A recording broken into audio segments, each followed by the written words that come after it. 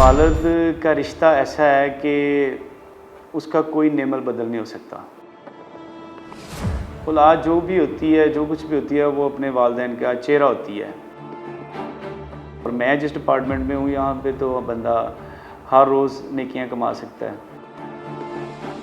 मैं सबसे आगे होऊंगा और अगर उस डाकू की गोली मेरे नसीब में लिखी हुई है तो वो तो कोई नहीं रोक सकता।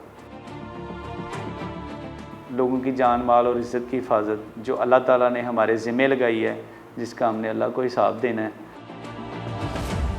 लोगों को तो देना ही देना है। उनको तो हम जवाब दें क्योंकि हम उनके टैक्सेस से तनख्वाह लेते हैं। जितनी हम लोगों की खिदमत कर सकते हैं, मेरा ख़्याल है कि कोई और डिपार्टमेंट नहीं कर सकता। फिर बातों का क्या, बातें तो होती हैं, हमारे बारे में लोग बहुत कुछ कहते हैं और ये रियलिटी है। आप इस बात को मानेंगे कि पुलिस को बुरा कहने वालों की भी ख्वाहिश होती है कि हम पुलिस को ज्वाइन करें। शहीद का बेटा होना यकीनन एक बहुत फ़ख्र की बात है।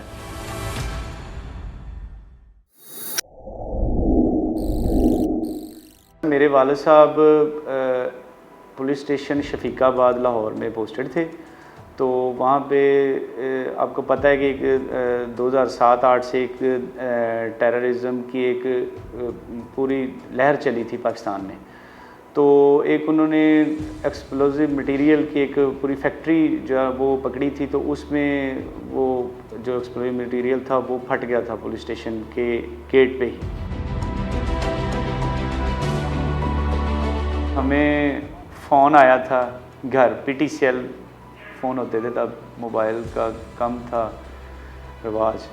तो वो PTCL फ़ोन पे मेरी जो बड़ी सिस्टर हैं उन्होंने कॉल अटेंड की। तो फिर उन्होंने कहा जी कि इस तरह जो है ना आपके वालिद साहब इंजर्ड हैं, तो ज़्यादा परेशानी वाली बात नहीं है, तो आप फ़ौरन आ जाएं, मैं हॉस्पिटल एमरजेंसी में पहुँचें। सर वो जो लम्हात थे, घर से हम सारे बहन भाई अपनी वालदा को लेकर जो हॉस्पिटल पहुँचे थे, वो टाइम आज तक नहीं भूलता। तो उसमें मेरे वालिद साहब और एक ASI थे, एक कांस्टेबल थे जिनकी शहादत हुई।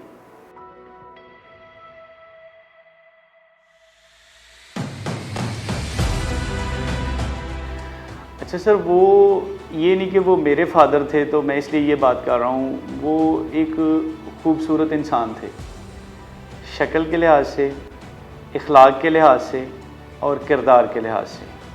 और ये वो बातें जो मैंने तो उनमें देखी हैं। उनके दोस्त, रिश्तेदार, अजीज़ व अक़ारब सब यही वर्डिंग उनके लिए यूज़ करते हैं। और ये वो चीज़ें हैं जिसकी वजह से मैं ये समझता हूँ कि अल्लाह ताला ने अगर उनको शहादत का रुतबा दिया तो इस वजह से दिया कि वो डिज़र्व करते थे उनकी ये रिस्पेक्ट, या अल्लाह की तरफ से ये उनको उहदा या मर्तबा दिया जाता।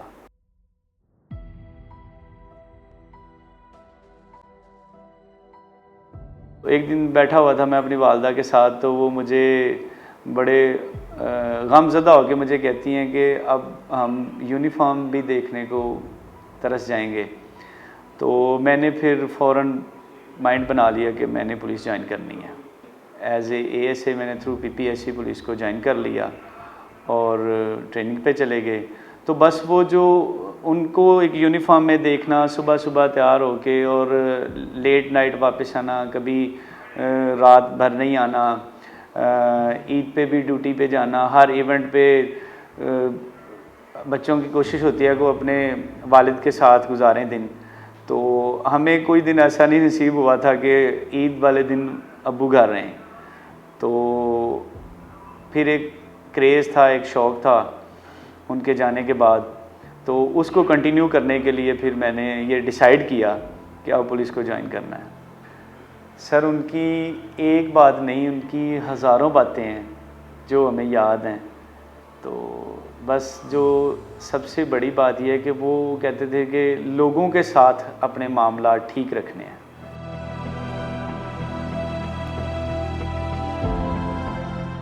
बीइंग अ मुस्लिम हमारा ईमान होना चाहिए कि जो रात कब्र में वो बाहर तो नहीं आ सकती। तो अगर हम डर के अंदर छुप के, तो क्या हम बच सकते हैं? सब ने मरना है, कितना जी लेंगे हम, 50, 60, 70। तो उससे बेहतर नहीं है कि जो जो जैसे उनकी डेथ हुई है या जो मर्तबा अल्लाह ताला ने उनको दिया है वो मिल जाए, वो तो नसीब की बात है। तो ये तो हो ही नहीं सकता। ये तो हमारे ईमान की कमज़ोरी है अगर हम ये सोचें कि मैं वहाँ जाऊँगा तो मैं मर जाऊँगा, मैं इस तरह ना हो जाए खुदा न खास्ता मेरे साथ ये वो। देखें अगर अभी मैं इधर बैठा हूँ आपके सामने, ये मेरे एरिया में 15 पे कॉल होती है कि जी फ़लाँ घर में डाकू घुस आए हैं, तो वो जो घर वाले होंगे वो सबसे पहले क्या करेंगे, वो 15 पे कॉल करेंगे और उस पर इमीडिएट रिस्पॉन्स मैं और मेरी फ़ोर्स करेंगे।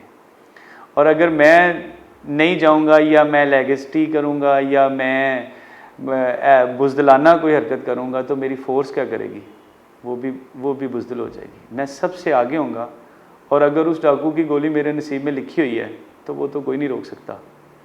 तो बस यही जज्बे के साथ हम सारा दिन लगे रहते हैं, दिन रात मेहनत करते हैं, लोगों की जान माल और इज़्ज़त की हिफाजत जो अल्लाह ताला ने हमारे ज़िम्मे लगाई है, जिसका हमने अल्लाह को हिसाब देना है और लोगों को तो देना ही देना है। उनको तो हम जवाब दें क्योंकि हम उनके टैक्सेस से तनख्वाह लेते हैं, हम उनके भी जवाब दें और सबसे बड़ा जो अल्लाह ताला की ज़ात है उसको हमने जवाब देना है।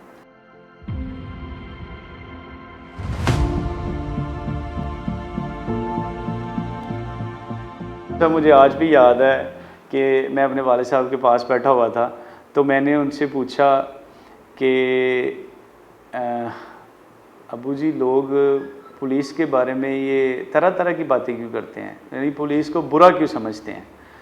तो आगे से उन्होंने मुझे उनके फेस एक्सप्रेशंस याद हैं कि मुस्कुरा के उन्होंने मुझे कहा कि यार लोगों का क्या, लोग तो बातें करते हैं और हम उनकी बातों का जो हमारा मकसद है, ये उन्होंने एक मुझे सबक दिया था, उस मकसद से नहीं पीछे हटना चाहिए। एक जो खिदमत का जज्बा है बीइंग अ पुलिस ऑफिसर, वो इंसान में होना चाहिए, तभी आप सर्वाइव कर सकते हैं। इल्ज़ामात लगना या बातें करना या किसी के बारे में नेगेटिविटी फैलाना वो बहुत आसान है। लोग तो बातें करते हैं और हमें ये बातें ज़्यादा फेस करनी पड़ती हैं क्योंकि हमारा डायरेक्ट पब्लिक इंटरेक्शन है। हमारे पास दो लोग लड़के आते हैं, एक सच्चा होता है एक झूठा होता है, हम दोनों को राज़ी नहीं कर सकते। जिसको जो मेरिट पे ठीक होगा अगर हम उसकी फेवर करेंगे तो दूसरा डेफिनेटली नाराज़ होगा।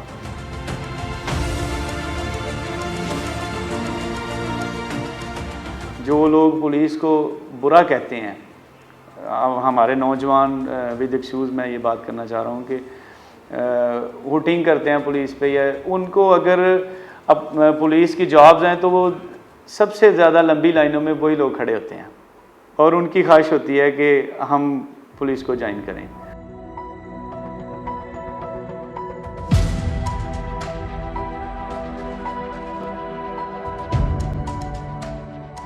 तो मेरे वालिद साहब बहुत बड़े अफसर नहीं थे और मैं भी कोई बहुत बड़ा अफसर नहीं हूँ, लेकिन ये मुझे पता है कि वो एक बहुत बड़े इंसान थे।